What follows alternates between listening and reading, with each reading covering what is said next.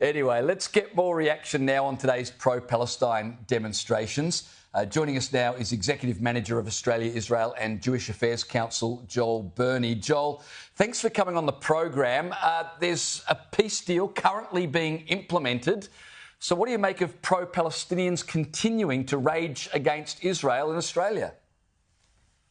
Well, thank you both for having me. And it is obvious to all who want to see the true intention of this protest movement, not just now, but of the past 2 years. It was never about the conditions of Palestinians in Gaza. It was never about the war.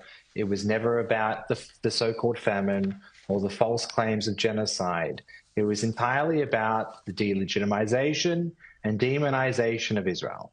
That is why these protests, in the shadow of a peace deal that is being embraced by, agreed to by Hamas, embraced by the Palestinians and the Palestinian Authority, the Arab world, the Turks, along with the United States and many other countries around the world. And these protesters, for some reason, are the only ones left behind who are still seemingly protesting for the war to continue.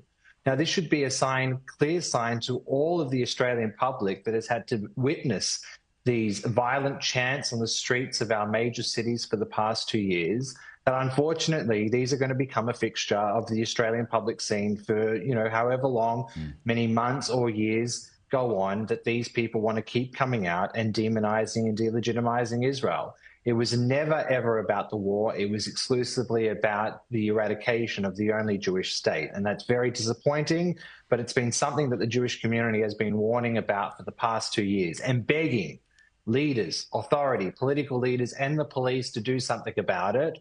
And still to this day, even in the shadow of those hostages hopefully being released tomorrow, Gaza being free of the IDF, unimpeded humanitarian aid with the hope of Palestinian governance in Gaza, with the demilitarization of Hamas, which is all good things for the Palestinians, just not seem to be very good things for the protesters in Australia. So very disappointing, but not surprising. Yeah, look, I couldn't agree more, Joel. Now, look, there were very strange scenes at Sydney Airport on Friday as members of Greta Thunberg's Freedom Flotilla arrived back home. Have a look at this. Allahu Akbar! Allahu Akbar! Allahu Akbar! So, Joel, chants of Allahu Akbar in the middle of Sydney Airport, a little different to Peter Allen's I Still Call Australia Home.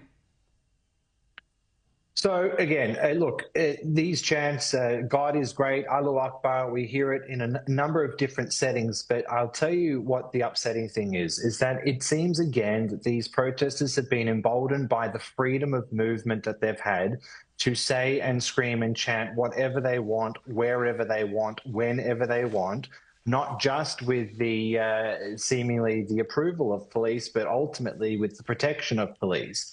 They're invading public spaces again to rub in the face of the Australian public their political views, and in this case, their religious views. Now, the only strong thing that I can say is that I have seen the 47-minute uncensored IDF video of the massacre that occurred 2 years ago. And I can tell you that out of the 140 people that you witnessed being killed over that 47 minutes, nearly all of the terrorists, while they're killing their innocent victims, are screaming Allahu Akbar. So for triggering for Australian Jews, but just triggering for the Australian public in these public spaces, I just don't see the merits of it or see that it's necessary. But I do find it troubling that when you're seeing it and then seeing Australian public going about their daily business, they have to be subjected to this with the protection of the police.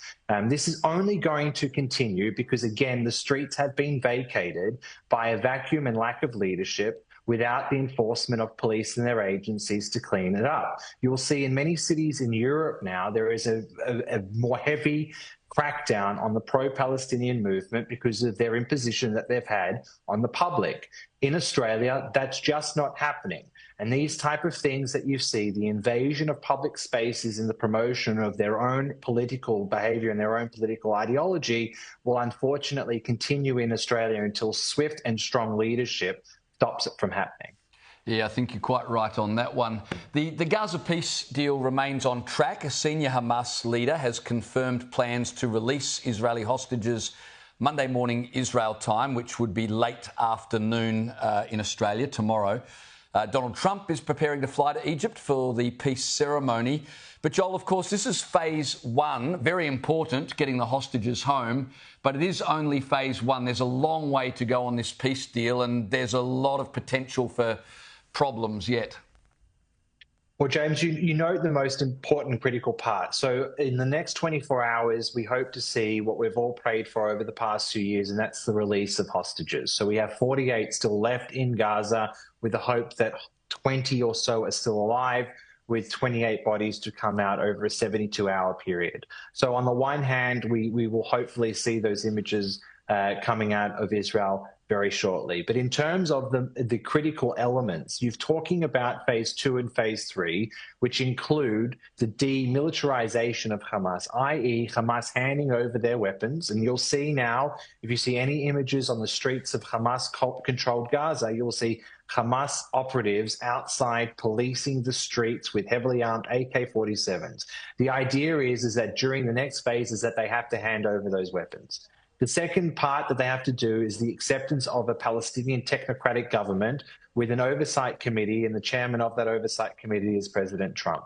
The idea that non-Hamas actors will start governing Gaza as well, which means that Hamas has to essentially voluntarily give up their ideas to be able to be in power. Now, these two things will only happen if the same conditions that fostered the ability for stage one to occur, and that is international isolation and pressure. If we as the international community, and Australia has said many, many times that Hamas can have no role in the future governance of Gaza, it's up to our government and other Western governments, backed by the United States and the Arab countries and Turkey, to make sure that they hold up that end of the bargain. I am entirely very skeptical about the future prospects of that happening. And my deepest concern is that in the wash up in the next 3 to 6 months, we're going to be back to where we were on October 6th of 2023. But that is entirely up to the international community to maintain its current isolation and pressure on Hamas. Something that should have happened 2 years ago, but again, due to failed Western leadership, it didn't happen until now. But my hope is that if President Trump is keen on making sure that these other stages are completed, that he is the one that has to lead that and bring everyone else to the party. Now, I will note something. There is a big summit going on in Egypt tomorrow that is the signing of the peace agreement, and many, many leaders have been invited to attend. Many Western leaders, including Keir Starmer, President Macron and Carney from Canada. I did not see in any of the reports that our Prime Minister, who was apparently so pivotal in getting this peace deal over the line, that he has unfortunately missed his invitation to the signing of what he claims he did so well to bring about. So that's just a little tidbit for you and your audience. We absolutely share your shock and surprise, Joel. Thanks for joining us tonight. We really appreciate it.